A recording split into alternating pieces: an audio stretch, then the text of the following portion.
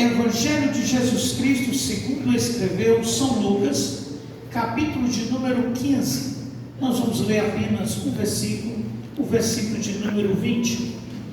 Evangelho de Jesus Cristo, segundo escreveu o doutor Lucas, capítulo de número 15, e o versículo é o de número 20. Está escrito: e levantando-se, foi para seu pai. E quando ainda estava longe, viu-o seu pai, e se moveu de íntima compaixão. E, correndo, lançou-se-lhe ao pescoço e o beijou.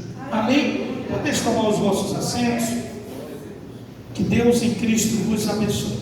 Queridos, sem muitas delongas, nós queremos falar alguma coisa. Esse contexto bíblico é conhecido de todo crente já ouviu ser pregado inúmeras vezes, já leu essa passagem bíblica, talvez uma, duas, 10 ou mais vezes, mas cada dia a palavra de Deus se renova para conosco. E hoje, de entre muitas vezes que talvez você já ouviu essa passagem, ela vai falar com você. Não é por acaso que você está aqui hoje, não é porque não tinha nada para fazer em casa, é porque Deus tem uma palavra ao teu coração, como tem também ao nosso coração. Aqui é uma parábola de Jesus Cristo, narrando a história de uma família. Diz que existia um moço, e esse cidadão, pai de família, tem 2 filhos. E um certo dia, um dos seus filhos, talvez eu entendo, talvez na reunião do café da manhã, da noite, ou numa determinada reunião, ele conversa com o seu pai e conta-lhe a seguinte história: meu pai, eu quero que dê parte da herança que me pertence, e eu vou dar uma voltinha aí pelo planeta. Imagine, você que é pai, você que é mãe, vendo um filho ainda dentro de casa, sob a sua tutela, sob a sua proteção, em um dos dias do dia a dia da vida, ele diz: meu pai e minha mãe, eu vou sair de casa e vou dar uma volta. Eu sou pai de 3 filhos, amo-os de uma forma muito especial. Deus me deu os melhores filhos que poderia ter, Ele me deu. Filho é herança do Senhor. Herança é algo que vem dos genitores, dos pais, talvez dos avós, etc. Pode haver herança de terceiros, sim. Talvez de uma pessoa que possui bens e ele determina e passa, hoje chamamos no direito de testamento, passa um testamento dizendo: parte daquela propriedade minha vai ser para você. Mas em regra geral as heranças vêm dos genitores, dos pais. E agora, na parábola que acabamos de ler, narrar, fala que o pai de família, tendo 2 filhos, o mais moço, o mais jovem, diz para o pai: me dê parte da herança que me pertence e eu vou gastar aonde eu quiser. Talvez para que não houvesse uma discussão, um estado muito crítico, o pai talvez com lágrimas, a mãe nem se fala, que já chorava talvez desde a primeira expressão de palavra do seu filho caçula, mas ele fez. Eu entendo bem, eu não sou tão de idade, mas também sou novinho, mas eu lembro muitas das vezes os fazendeiros não guardavam dinheiro em banco, era na própria casa, fazia um baú e colocava a moeda corrente ali. Hoje não convém fazer isso, perante a lei constitui crime guardar dinheiro em casa. Então o que acontece? O pai foi lá e pegou parte da herança que pertencia. No direito é o seguinte: os bens, no caso de 2 filhos, são divididos em 4 partes: 50% para o papai e a mamãe e 50% para os filhos. No caso de 2, seria 25%. Imagino eu um certo valor, não há uma narrativa de valores, mas independente que fosse 1.000, 10.000, 100.000, é parte da herança. E ele pega aquele dinheiro, faz a sua matula e parte para uma terra longínqua, isto é, longe, distante de papai e da mamãe. E a Bíblia é clara em dizer que chegando ele em terras longínquas, bem distante, ele começa a gastar todo o dinheiro que levou da casa do papai. E todos nós sabemos que quando tira e não repõe, um dia vai acabar. Isso é fato, é real, não tem como se discutir. E o jovem vai gastando todo o dinheiro que levou da casa do papai. Quando ele gastava, possivelmente mamãe chorava lá na casa: meu filho foi embora, meu filho partiu. Saudades que cortam o coração de uma mãe, de um pai também. Segundo o contexto, ele era possuidor de bem, aquele fazendeiro. Mas o filho pega parte da herança que ele pertence e vai para terras longínquas. A Bíblia diz que quando ele chega em lugares distantes, após gastar todo o seu dinheiro, agora sente falta de dinheiro, sente falta de pão. E ele sai procurando para os proprietários, fazendeiros da região, procurando-lhe um emprego. E a Bíblia diz que um dos proprietários, dos fazendeiros, deu-lhe serviço no campo. Sabe para quê? Para cuidar de porcos. E a situação foi apertando. É como se eu estivesse vendo aquele rapaz, talvez jovem, de boa aparência, na casa do papai tinha tudo, as suas ordens, agora está cuidando de porcos, que lá na casa do pai ele tinha funcionários para que fizessem tal serviço. Imagine o quanto é ficar distante da casa do papai, o quanto isso dói na alma, de lembrar como era gostoso estar com o papai à mesa, com meu irmão, com a minha mãe, talvez com seus jornaleiros, seus funcionários, participando de um café, de uma refeição qualquer. E agora, diz a Bíblia que ele sentia desejo de comer das borboletas que os porcos comiam, ou seja, a alimentação de porcos era o desejo que ele tinha. Eu também faço uma conjectura, uma imaginação, que ele deveria dormir próximo aos porcos, e todos que conhecem, quando é um criame de porcos, o cheiro não é agradável. E agora o filho, que saiu da casa do papai, está lá dormindo próximo aos porcos, desejando alimentar-se na alimentação que os porcos comiam, pois tão grande era a sua vontade de alimentar. Mas entendo também que numa calada da noite, talvez a madrugada fria, ele começa a imaginar, passar um retrospectivo no seu cérebro, dizendo: na casa do papai tem tanto pão com abundância, e eu aqui estou perecendo, mas eu vou tomar uma decisão. Versículo 18, ele diz: levantar-me-ei e irei ter com o meu pai. Chegando diante dele, dir-lhe-ei, está no português, claro: pai, reconheço que eu pequei contra os céus. Olha bem, ele foi consciente e entendeu: pecou contra os céus e perante ti, e faço uma análise correta e clara, não sou digno de ser chamado mais de teu filho. Mas papai, dá-me um emprego. Eu sinto empregado seu está melhor do que lá.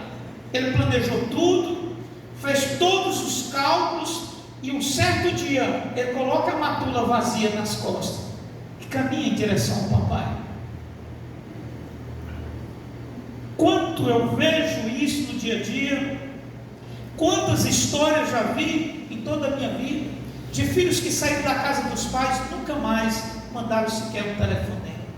Hoje no mundo tecnológico, está em todo o planeta, que custaria dizer: papai, eu estou vivo, estou trabalhando. Hoje nós podemos mandar mensagens ao vivo, com transmissão de vídeo, e eu já ouvi muitas mães dizendo: meu filho tem tantos anos, nunca fez um telefonema, e ela tem conhecimento que ele está vivo, está em uma região, mas não liga mais para o papai, para a mamãe. Eu vejo quanto isso dói dentro do coração de um pai ou de uma mãe.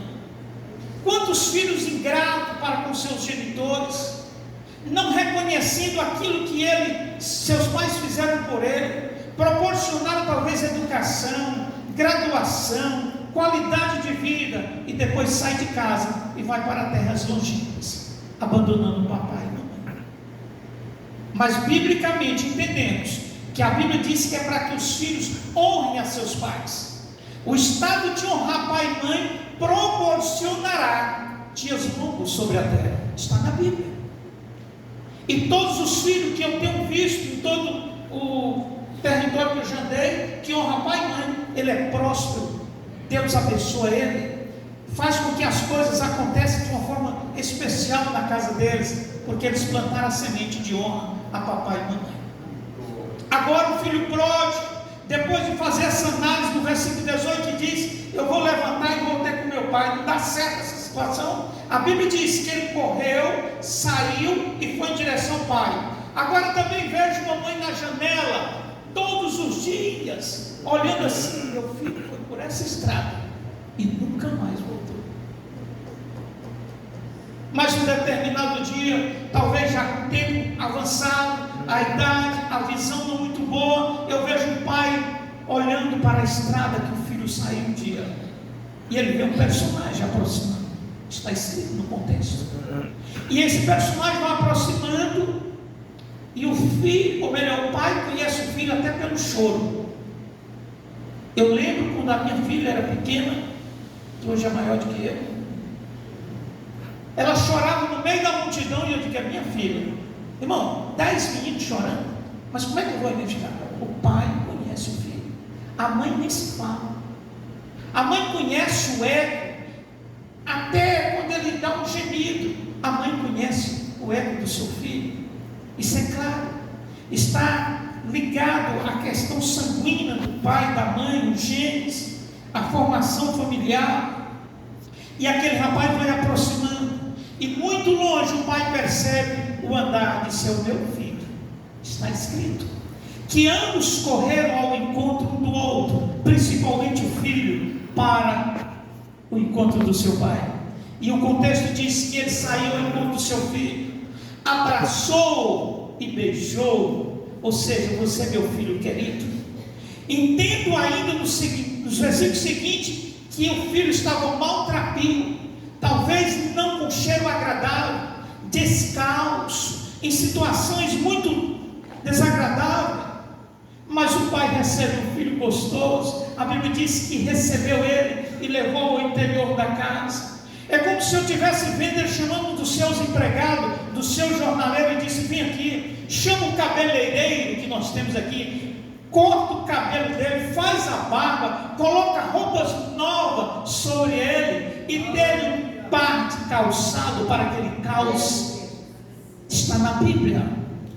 E agora eu vejo aquele pai orgulhoso, e o filho faz aquilo que diz no versículo 18: eu vou estar com ele, e chegando lá vou fazer aquilo que eu tenho planejado. É como se ele estivesse saindo por muitas vezes, e agora ele chega e disse: pai, eu sei que eu pequei contra os céus e perante ti, e reconheço plenamente que não sou digno de ser chamado mais teu filho, mas aceita-me como um dos teus empregados, aceita-me como um dos teus jornaleiros, os homens que tu tens às suas ordens, aceita-me. E o pai recebe, manda matar o bezerro cevado, irmão, para fazer um churrasco, alegria.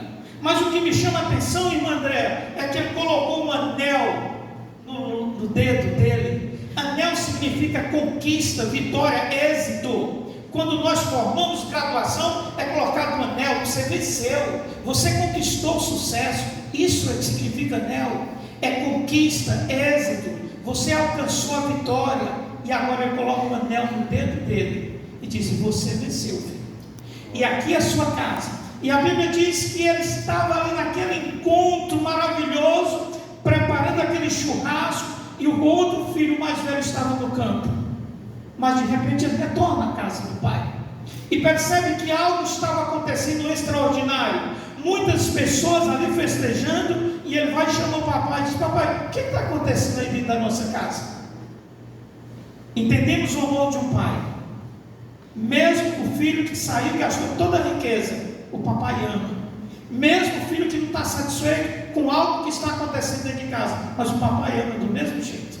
E o papai disse: olha, meu filho, o teu irmão, aquele que saiu dia X, foi para terras longínquas, pegou aquela parte da herança que pertence a ele e gastou tudo, e agora ele chega maltrapilho, descalço, desfigurado, e eu achei por bem fazer uma festa de gratidão a Deus pela volta do seu irmão, que é o meu filho.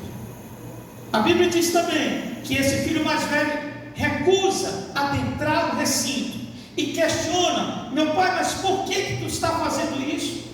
Em outras palavras, palavras atuais, esse filho teu vagabundo, que pegou parte da herança que pertencia a ele, e saiu e foi embora, agora chega sem nada, e tu vai matar o bezerro cevado, você vai fazer churrasco, e eu estou contigo todos os dias aqui, e nunca tu fizeste um churrasco para me alegrar com meus amigos.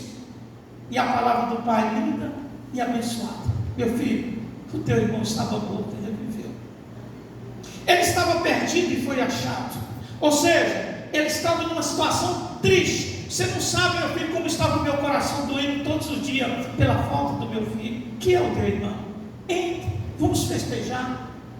Eu quero dizer com essas palavras, findando esse contexto, vamos amar mais os nossos pais, vamos amar também os nossos filhos, familiares, vamos aproveitar o tempo que é nos proporcionado, querido. O tempo está passando muito rápido, muito veloz, e aquele momento que nós dizemos não tenho tempo para estar com um membro da minha família, vai chegar a hora que você pode chorar dizendo: por que eu não aproveitei o tempo? Por que eu não tive mais com a minha família, com meus queridos, com meus amigos? Seja feliz vivendo ao lado de cada um daquelas pessoas que você ama. Ficamos todos de pé. O filho pródigo voltou, conquistou a vitória. E eu quero dizer, se tem alguém que está longe de Jesus, saiu um dia para terras longínquas, hoje é o dia oportuno de fazer um concerto com Deus. Hoje é o dia oportuno de voltar à casa do Pai, para receber o abraço gostoso do papai. Jesus morreu na cruz do Calvário por todos, apenas os salvos, aqueles que foram aos pés dele, aceitar ele como Salvador, serão herdeiros dos céus. E eu quero dizer para todos presentes: Jesus ama cada um de vós, e por certo a bênção estará estendida sobre mim, sobre você e de todos nós, de nossas famílias, porque Deus é fiel e Ele tem cuidado de cada um de nós. Devolvo a direção ao pastor Aparecido.